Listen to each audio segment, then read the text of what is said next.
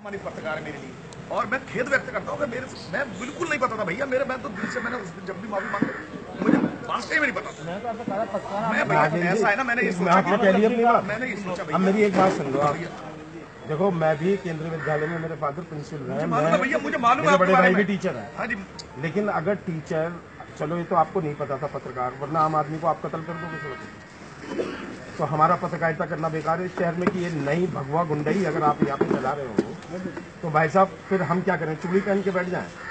हिंदुओं और मुसलमानों के बीच में आप भेद करते हो कि करें, लेकिन एक टीचर का फर्ज क्या है? टीचर का फर्ज ये है, अफसोस मुझे है कि एक टीचर को मुझे ये बताना पड़ रहा है कि टीचर है क्या। टीचर क्या है सर?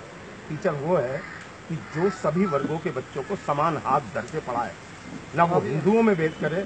और अगर आपकी आत्मा आपको झचकोर रही है ना, मैं झचकोरूंगा आपकी आत्मा, आपको अभी इस्तीफा दे देना चाहिए इस पद से और अपने बच्चों के पास वापस लौट जाना चाहिए, क्योंकि आपकी पहचान एक टीचर से ज्यादा ये माफी किसी हिंदुवादी नेता को नहीं मिल रही सर। ये गलतफहमी में मत रहना कि आप बहुत बड़े समान हो गए या हम मुख्यमंत्री को समान नहीं मानते, हम प्रधानमंत्री को समान नहीं मानते। आपको अगर ये इज्जत मिल रही है ना सिर्फ इसलिए मिल रही है कि आप एक टीचर हैं, और ये माफी इसलिए मिल रही है। अभी बैठ के आपके छोटे भाई के सामने यही कहा है कि एक टीचर जेल चला जाए, ये मैं भी नहीं चाहता, या एक टीचर शर्मिंदा हो जाए, क्योंकि टीचरों का बहुत आदर हर किसी में होगा, सर में भी होगा, सर भी किसी गुरु के अंडर में पढ़े होंगे और आप भी पढ़े होंगे, ठीक है। सिर्फ ये लिहाज इसलिए हो रही है कि के शर्मा जी का फोन आया, मेरे भाई भी टीचर है, आप भी टीचर हैं, और मोहसिन के आप गुरु रहे, मोहसिन हमारे ही परिवार से है, डीएन में पढ़ा है आपके अंडर में वो। लेकिन ये आप कौन सी शिक्षा दे रहे हैं सर, ये मुझे जरा आप बता दीजिए कि सिर्फ नाम, पार्टी और पैसे के लिए आप वर्ग बंटवारा कर देंगे? अगर टीचर ये कर देगा तो समाज तो बिखर जाएगा सर, फिर तो कहीं प्यार नहीं रहने का। अब हमारा मीडिया एक ऐसा है जिसमें ना तो हिंदू देखा जाता ना मुसलमान, समझ रहे हैं ना? अगर ये चीज खत्म होगी ना तो भाई साहब ये तालिबान से बुरा हो जाएगा और तालिबान का तमगा आप लोगों को मिलेगा। ये काम मत करिए गुरुदेव, आप जो कर रहे हैं।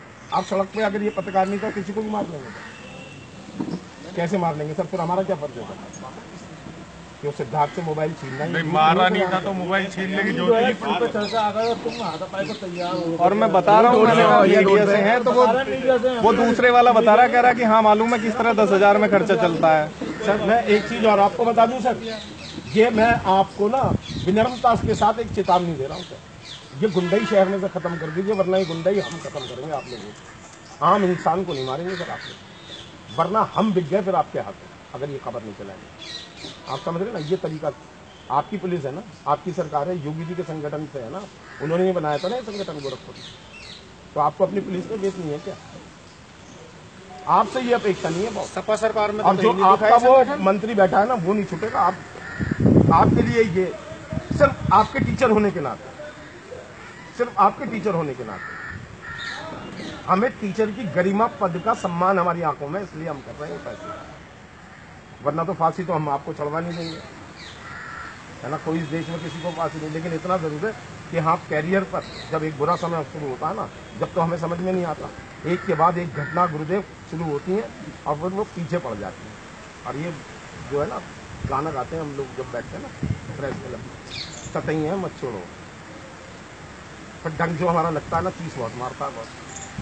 अनुज चौधरी देख लो, समझ नहीं पा रहे हैं कैंट बोर्ड से, एक केस में बहाल होते हैं, दूसरे में सस्पेंड हो जाते हैं, समझ नहीं पा रहे हैं। तो आपसे यही निवेदन है कि आप इन्हें बच्चों को सही शिक्षा दो सर, और इस थाने में अगर एक टीचर खड़ा हो जाए तो ये तो आप खुद जाके मेरी बातों पर ध्यान करना कर जाके कि क्या कहेंगे, या नेता हो गए बिल्कुल ढीठ जैसे तो भाई सब बात अलग नहीं, हमसे क्या बैठ के बात करनी है भाई? तो कोई समझौता थोड़ी करना है, कोई समझौता हमारा है ही नहीं सर।